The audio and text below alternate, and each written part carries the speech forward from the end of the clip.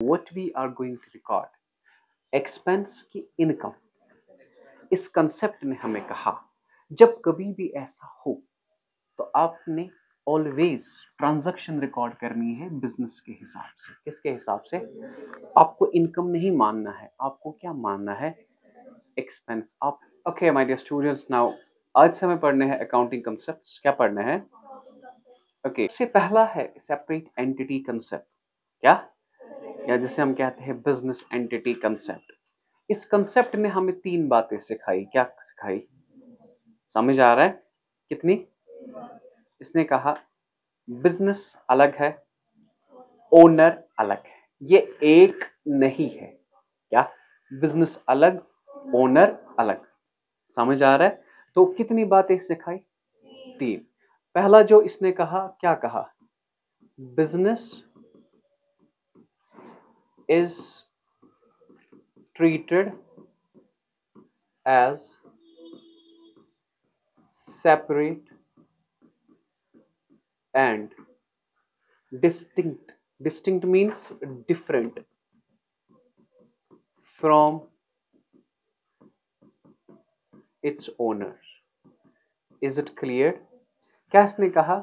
इसने कहा कि जो बिजनेस है ना वो अलग है और ओनर जो है ये अलग है, ये एक नहीं है।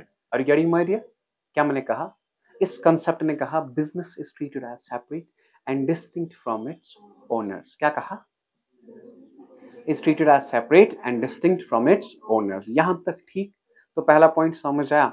ओके, और एक चीज जो इसने दूसरा कहा, दूसरा मैं आपको समझाऊंगा ऐसे कि आप एज्यूम करें, यही था business is treated as separate and distinct from its owners, यही था। अब एज्यूम करें हमारा एक बिजनेस है जिसका नाम हमने रखा फ्रेंड्स कंपनी। क्या नाम रखा? क्या नाम रखा? ओके, इसके जो ओनर्स है वो है आदिल, आरिफ और आकिब। कौन कौन? आदिल, आरिफ और आकिब। ये ओनर है और ये बिजनेस का नाम है। क्या ये एक है? नहीं, ये क्या है? अलग। आपने कहा ओके। नाउ अब आप एज्यूम करें इसकी जो सैलरी है वो है 10,000, इसकी जो सैलरी है वो है 1,00,000, इसकी सैलरी है 10,000। क्या है? आकिब को सैलरी कौन दे रहा है? मतलब बिजनेस। आरिफ को सैलरी कौन दे रहा है? और आकिब को सैलरी कौन दे रहा है? यहां तक ठीक? कोई क्वेश्चन? Is it clear? अब मुझे बताओ, आकिब ये सैलरी पकड़ रहा है ना, जॉब पकड़ोगे वो आपके लिए इनकम। जॉब पकड़ोगे वो क्या है आपके लिए? So it is income for Adil, Arif and Aqib. अब इन्हें ये इनकम कौन दे रहा है? बिजनेस। तो पेड ये दे रहा है ना, तो बिजनेस के लिए क्या है ये? What is it? So for business it is tough लगा। बिजनेस के लिए क्या है? ओनर के लिए क्या है? Income. Now what we are going to record, expense की इनकम। इस कंसेप्ट ने हमें कहा जब कभी भी ऐसा हो तो आपने ऑलवेज ट्रांजैक्शन रिकॉर्ड करनी है बिजनेस के हिसाब से। किसके हिसाब से? आपको इनकम नहीं मानना है, आपको क्या मानना है? एक्सपेंस। आपको रिकॉर्ड करना है किसके हिसाब से? बिजनेस के हिसाब से। किसके हिसाब से?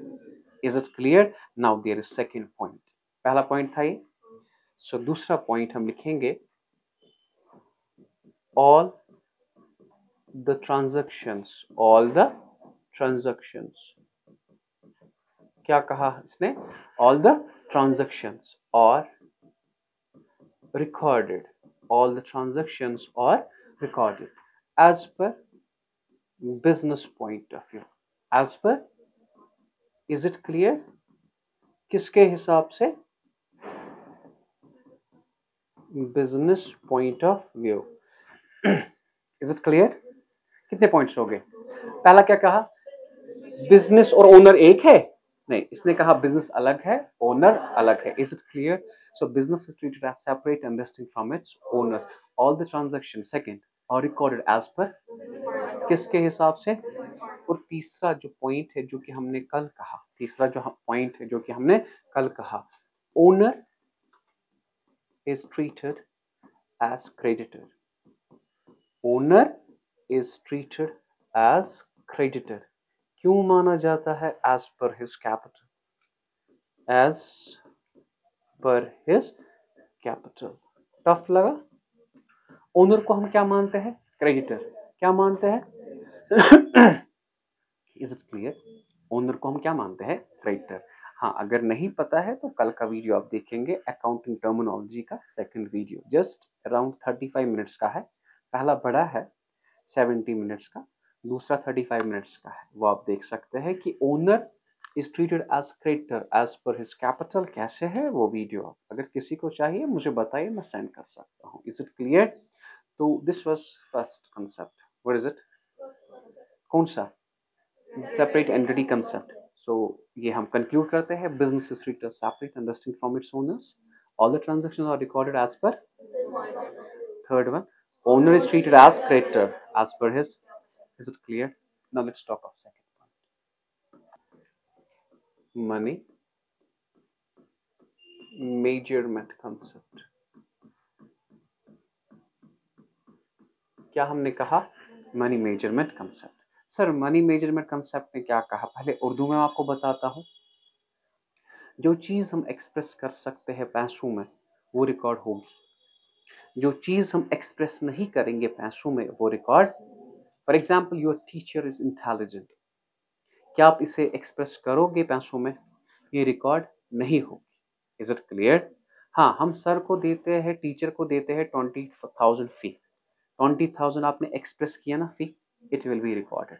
क्या? It will. जो चीज as per this concept, every transaction or event, any transaction, any event which can be expressed in terms of money. समझ आ रहा है? any event which can be expressed in terms of money or recorded in the books of accounts. समझ आया? क्या हमने कहा? चलो हम लिखते हैं. as per, बेटा क्या क्या क्या क्या मैंने कहा? as per this concept. क्या कहा बेटा? as per this concept. as per, यहां पे ऐसे लिखेंगे, any event which can be. क्या हमने कहा? which can be expressed in terms of in terms of money or recorded in the books of accounts, or recorded in the books of accounts.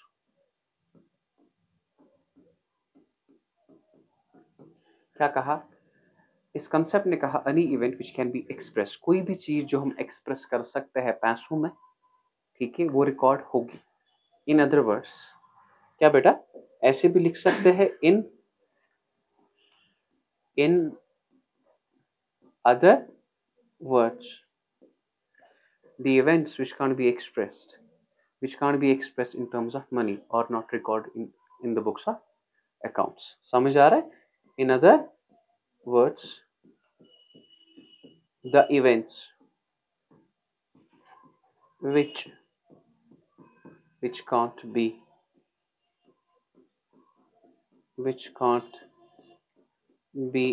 expressed in terms of money, which can't be expressed in terms of money or not recorded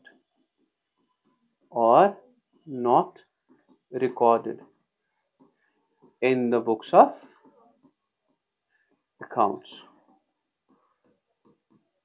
For example, let it be, my dear. आप समझिए बेटा, इसकी example मैं ऐसे देता हूं आपको. For example, health of A chairman, ठीक है, क्या ये रिकॉर्ड होगा? उसकी हेल्थ पे लगा 50,000, ये रिकॉर्ड होगा. टफ लगा? नहीं, समझ नहीं आया आपको? आप कितना अच्छा पढ़ोगे ये रिकॉर्ड होगा? नहीं. आप कितना फी दोगे ये रिकॉर्ड होगा. Is it clear? आप कितने ऑनेस्ट हो क्या ये रिकॉर्ड होगा? नहीं, इस ऑनेस्टी की वजह से आपको कितना जुर्माना देना पड़ता है, ठीक है, वो रिकॉर्ड होगा। Is it clear? So what you call this concept? Money measurement concept. समझ आया? समझ आया? तो यहां पे लिखेंगे for example general here,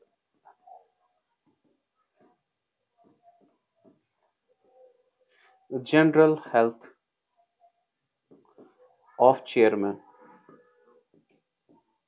Is it clear? Second one, quality of product. क्या वो रिकॉर्ड होगा? आप कितना भेजोगे बेटा वो रिकॉर्ड होगा। टफ लगा बेटा? क्या मैंने कहा? इस प्रोडक्ट की क्वालिटी कितनी है, क्या ये रिकॉर्ड हो सकता है?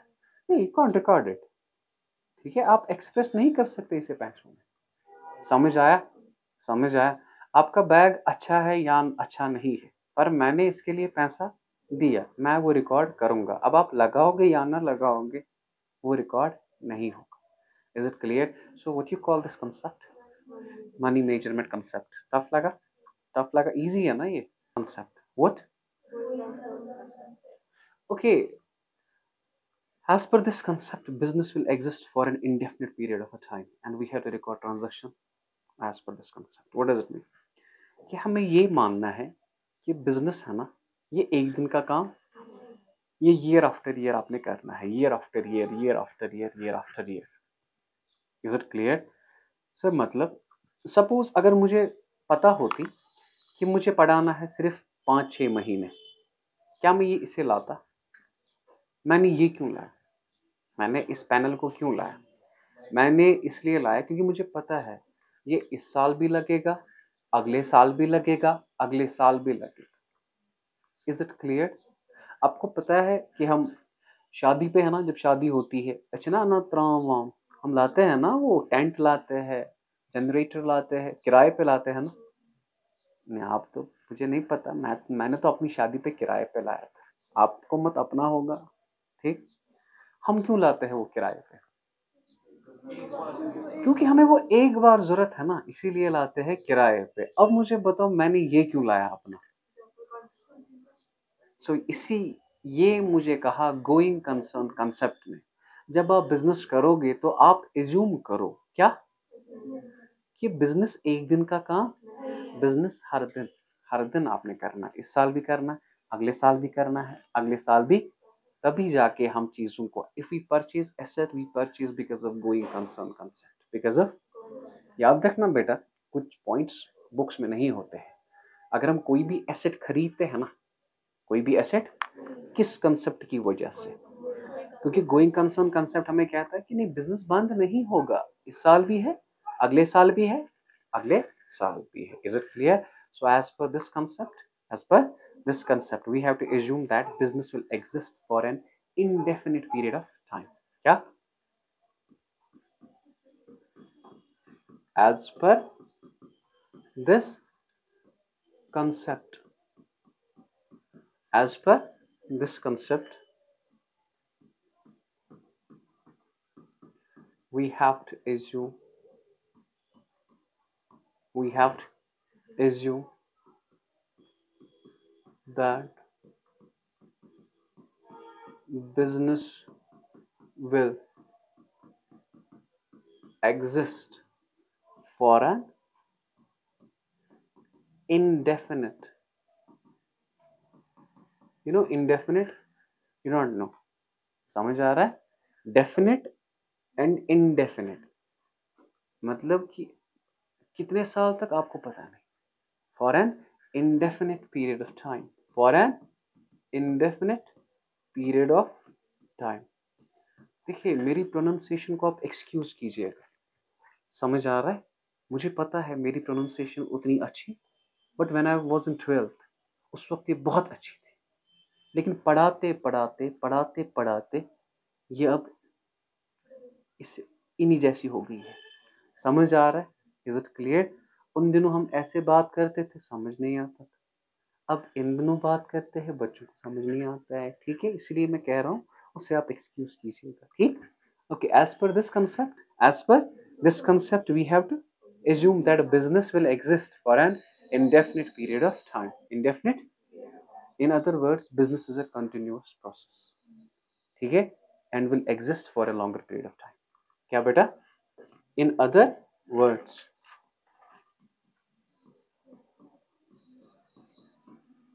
इन अदर वर्ड्स, क्या कहा मैंने? Business is a continuous process. क्या बेटा?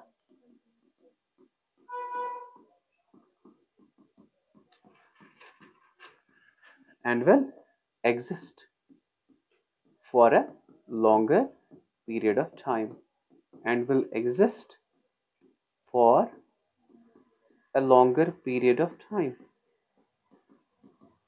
आपने समझ आया बेटा कि नहीं?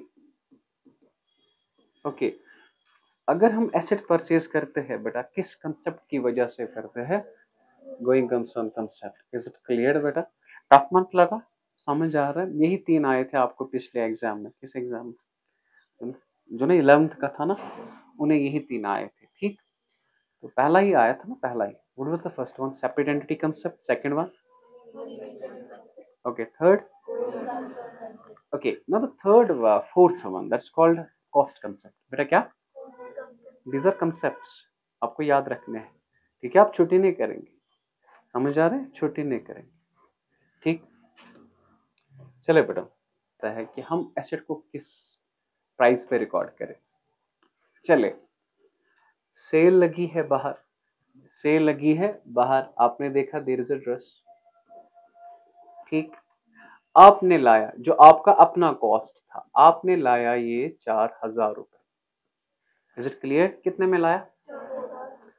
और जो सेल थी आज, अब ये कल, कल इसका प्राइस जो है ना मार्केट में, मार्केट प्राइस है कल इसका 6000, आपने कितने में लाया? अब मार्केट में इसका प्राइस क्या है? आप क्या रिकॉर्ड करोगे? 4000 की 6000। तो यही यही किसने कहा? ये हमें कहा किसने? कॉस्ट कंसेप्ट में। क्या कहा? कि अगर आपने रिकॉर्ड करना है, अगर आपने, as per this concept every transaction is recorded at its actual historical cost। क्या? as per this concept every asset is recorded in the books of accounts at actual historical cost, not at market price। okay, let it be, आपने 4000 में लाया, कल इसका price बना 3000। क्या बना इसका? 3000। आप क्या रिकॉर्ड करोगे? 4000। जितने में आपने लाया आपने वही रिकॉर्ड करना है। टफ लगा? टफ लगा बेटा? Is it clear? सो चलो हम पढ़ते हैं कॉस्ट कंसेप्ट, ठीक है? According to this concept, as per this concept every asset is recorded at its actual cost। what is this actual cost? बेटा इसका मतलब क्या है ना? बाइंग कॉस्ट, जितने में आपने लाया। टफ लगा? टफ लगा? बाइंग आपके लिए मैंने रखा। As per this concept, every asset is recorded at its actual historical cost, या at its actual cost, not at the market price। क्या लिखा हमने? Not at the market price। पहला, अब इसने क्या कहा? ये पहली बात थी। अगर आपने एसेट रिकॉर्ड करना है, क्या कहा? अगर एसेट रिकॉर्ड करना है आप किस प्राइस पे रिकॉर्ड करोगे? एक्चुअल कॉस्ट पे। किस प्राइस? किस? वेरी गुड, सो नाइस, बहुत अच्छे, ठीक है। अब आप मुझे बता दीजिए 40,000 का एसेट, 60,000 मार्केट वैल्यू, आपने कितने में लाया ये? तो रिकॉर्ड क्या करेंगे आप? तो ईयर 1 में आपने लाया ये 40,000। ईयर 1 में क्या लाया आपने ये? आपको लगता है ईयर 2 में इसका वैल्यू होगा 40,000, इसका प्राइस क्या होगा? Late it B 35। क्या होगा? इट मीन्स इसमें -5000 हुआ है, वैल्यू कम। जो वैल्यू कम हुए, अगर एसेट का वैल्यू कम हो, क्या अगर एसेट का वैल्यू कम हो उसे आप कहते हैं डेप्रिसिएशन। क्या कहते हैं? What you call that? नहीं समझा? आप मोबाइल लाते हो 50,000 में, लेकिन after certain period of time वही मोबाइल जो 50,000 का लाया था आपने, आप बेचते हो 20,000 में। 30,000 हुआ ना कम। What is that? डेप्रिसिएशन। क्या बेटा? आप डेप्रिसिएशन को इस वक्त डिफाइन करेंगे ऐसे, जस्ट सिंपल, क्योंकि this not the right time depreciation को डिफाइन करना। Decrease in the value of asset. क्या बेटा? What is depreciation? Decrease in the value of asset. What you call that? You call that depreciation. क्या आप उसे कहते हैं? डेप्रिसिएशन। अच्छा, हमारा ये जो है ना, हम क्या पढ़ रहे हैं? हम पढ़ रहे हैं कॉस्ट कंसेप्ट। क्या पढ़ रहे हैं? क्या पढ़ रहे हैं बेटा? ओके, कॉस्ट कंसेप्ट ने कहा as per this concept every asset is recorded at its not at the market price. लेकिन अब बात समझिए, क्या हर साल इसी प्राइस पे आपने रिकॉर्ड करना है? दूसरे साल क्या आप रिकॉर्ड करोगे? 35।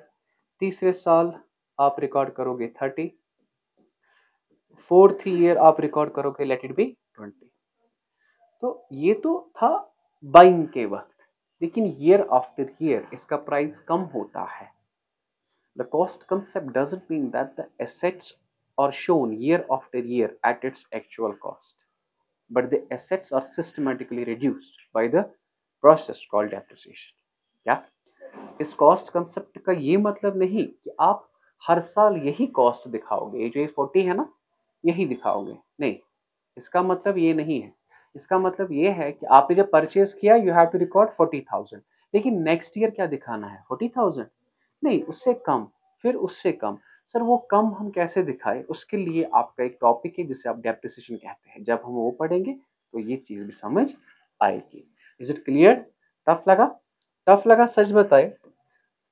दूसरा, इसका दूसरा पॉइंट, हाँ, the cost concept, the cost concept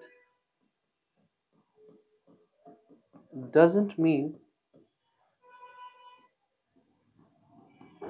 that assets are shown year after year at its actual cost, at its actual cost. Rather they are